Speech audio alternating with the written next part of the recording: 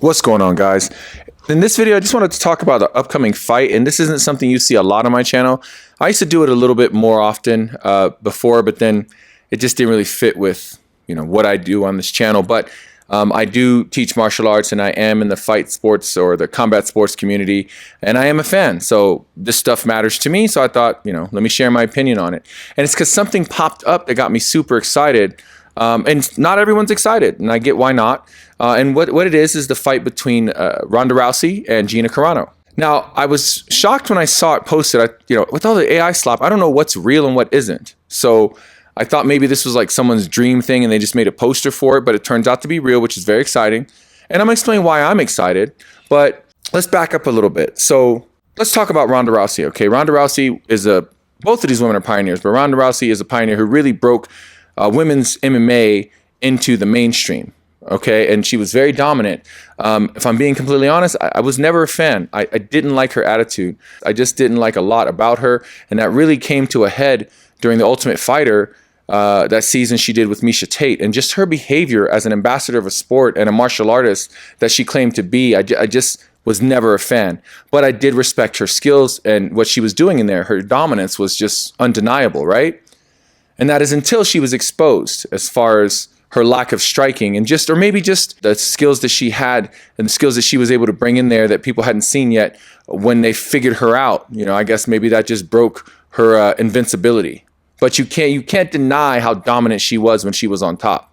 What maybe even less of a fan is just like the last few years is all the interviews she's been coming out and doing where she's kind of making excuses for what happened with the Holly Holm fight and Amanda Nunes and just all that stuff. And I just kind of over all of it. And I never liked her attitude towards those things. And it's kind of just made her worse in my eyes. So I'm just not a fan of Ronda Rousey. But she is a big name. She brings a lot of notoriety. And again, you have to give her flowers when it comes to what she did for MMA, women's MMA, and just women in combat sports, period. Now let's talk about Gina Carano. And my feelings towards Gina Carano are the exact opposite of my feelings about Ronda Rousey. I was a huge Gina Carano fan, and she is also a pioneer of MMA, women's MMA, excuse me.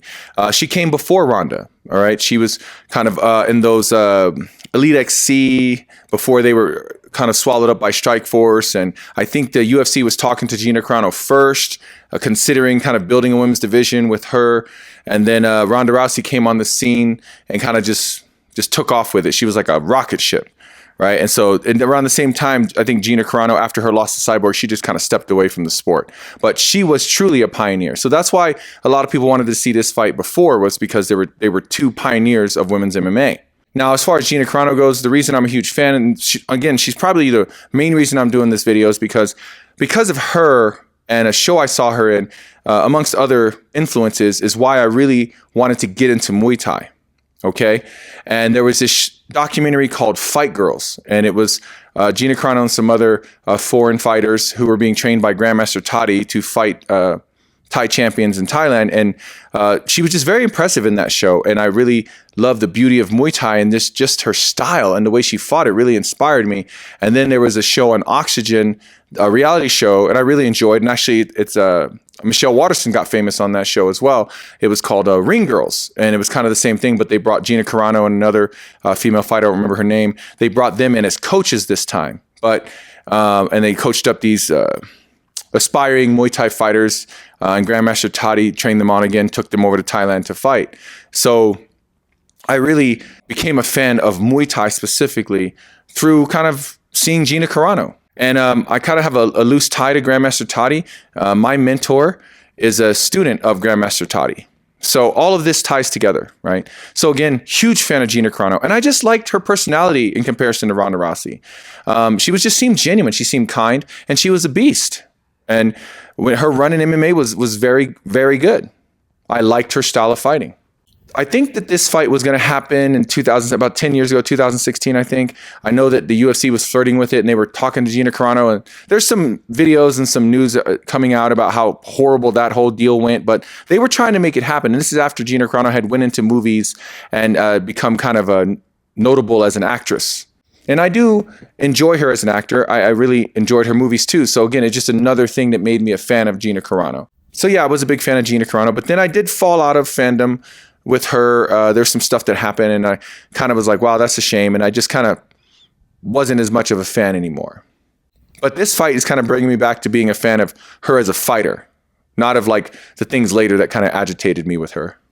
Now here we are 10 years later, and a lot of people are asking the question, is 10 years later too late? And that's a valid question, because if you talk about like Mayweather and Pacquiao, like when we were waiting for that fight for so long, right? I wouldn't say that they weren't like in their prime, but they were on the tail end of that prime. And so you kind of wish that fight maybe happened even just a few years earlier. But when it finally happened, I enjoyed the fight, but you could say it was lackluster, right? It didn't deliver the way that you hoped it would have. So I understand that taste. I understand that. But I don't know why I think this one might be different, right? Now, Ronda Rousey is 39, so she's almost 40, and Gina Carano's 43. So it's been 16 years since Gina Carano has fought. It's been 10 years or more since Ronda Rousey has fought. So what have they been doing to kind of keep up, to like stay in that mindset and have their bodies primed for something like that? I know they'll be able to train up and get into a competent or decent shape and skill set, but of course they're not going to be what they were. Time just gets to all of us, right?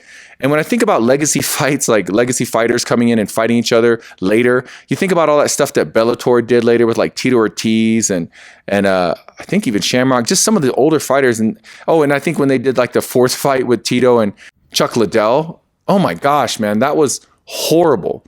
They looked really bad. And so more often than not, like those fights when the older fighters who have retired or come out of retirement and they fight each other in their 40s, pushing 50, they just don't turn out well. But I feel like this one will be different. I really feel like this is going to be a good fight. I feel like both of them have something to prove.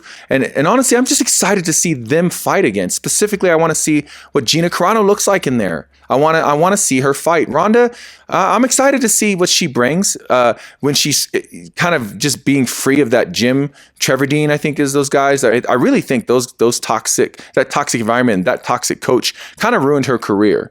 I think she needed to be with a bigger MMA camp or just better MMA coaches, right? And maybe she's doing that this time, and maybe she shows something a little different. I feel like Ronda got destroyed with striking. Her lack of striking got exposed, and that's where all the memes are of her like shadow boxing. She had everyone fooled, as far as like a lot of videos of her shadow boxing and stuff. They were using it in commercials. They were using it in ads. She got movie deals off of that. And then, she started talking about fighting Mayweather. I don't know if you guys remember all that chaos, but, she really believed herself to be a striker because she did finish some people with strikes. I think she just her aggression. I think the way she fought, she found those opportunities and she exploited them as a good fighter should. So I can't fault her for that. I give her respect. But when real strikers got in there, Holly Holm was a multiple belt holder as far as a boxer. She's an exceptional striker, and she just knew how to dismantle her. And then Amanda Nunes is just one of the best women MMA fighters to ever come and fight. And so you have to just respect that, and she exposed that as well. So Gina Carano's fighting style from back then, man, if Ronda can't get a hold of her, it's over. And then the question becomes, how much are either of them working on their grappling, right? So it's going to be interesting to see. And it's 5 rounds. They haven't fought or trained. Ronda hasn't trained in 10 years. Gina hasn't trained in more than 15. This could be a launch pad for either one of them. I don't think their careers revive and they go on like to fight MMA consistently. Maybe under MVP, who knows what the Jake Paul and these people are doing with that stuff. But I'm excited, man. It's going to be on Netflix. That's exciting. I don't have to pay anything extra to see it. I don't know why I wouldn't watch it. But yeah, my initial reaction was excitement, and I am excited. So, but I get why people aren't. So guys, if you're a true fan and you were watching MMA when these two ladies were competing in their prime, like, are you excited to watch them compete now? Do you think it's too late? If you're excited, if you're not excited, if you plan to watch it, whether you're excited or not, who do you think's going to win, and how do you think they win? And so, I don't know, man. I'm really hoping it's exciting. I think it will be. I just don't see it being boring, but I could be wrong. Honestly, this is why I don't do these videos very often, because there was a few that I was wrong. And that's the point, right? We put our opinion out there, we share it, and sometimes we're wrong. So let me know what your opinion is, all right? But yeah, I just thought I'd do a quick video because, again, this is something that, we wanted to see before. We're getting it now. So maybe it delivers. Maybe it doesn't deliver at the level that it could have before, but I think it still will deliver.